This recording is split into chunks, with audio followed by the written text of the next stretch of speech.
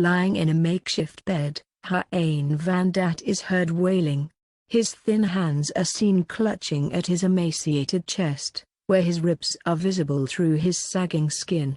But most shocking of all is his face, which is green and rotten with gangrenous flesh.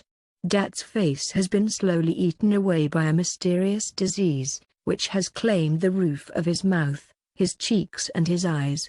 The 51-year-old, from Saigon, in southern Vietnam, can no longer eat and can barely talk. After the heartbreaking story appeared in the press, top doctors in the country have agreed to take on his case.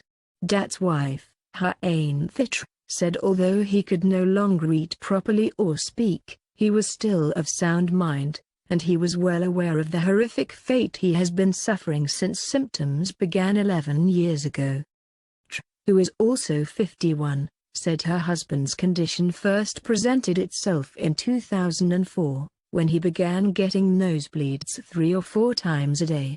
She said, he was taking traditional medicines but they didn't make any difference, and then he also started to have problems with his eyes which were constantly watering. Dat went to Ho Ho Hospital in Saigon to be examined.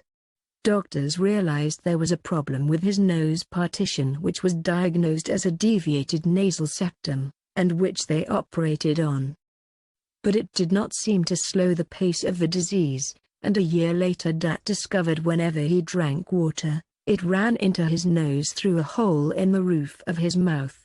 Several months later, the hole got bigger and Dat had further surgery after the bridge of his nose collapsed, but this also failed to help.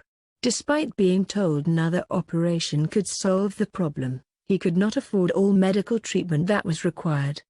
There is no bleeding, but when he could still talk he had told us it was incredibly painful.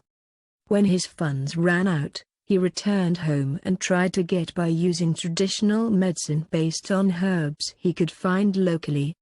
His wife said, the disease, which started with a hole in his nose, simply grew and it ate his nose, upper jaw and his eyes.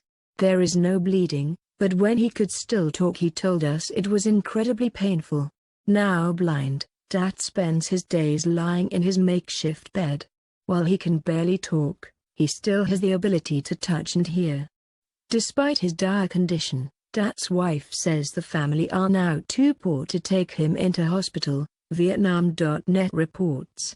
But after the story and pictures were published in local media, a team of medics visited him and promised to do what they could to help in order to ease his suffering.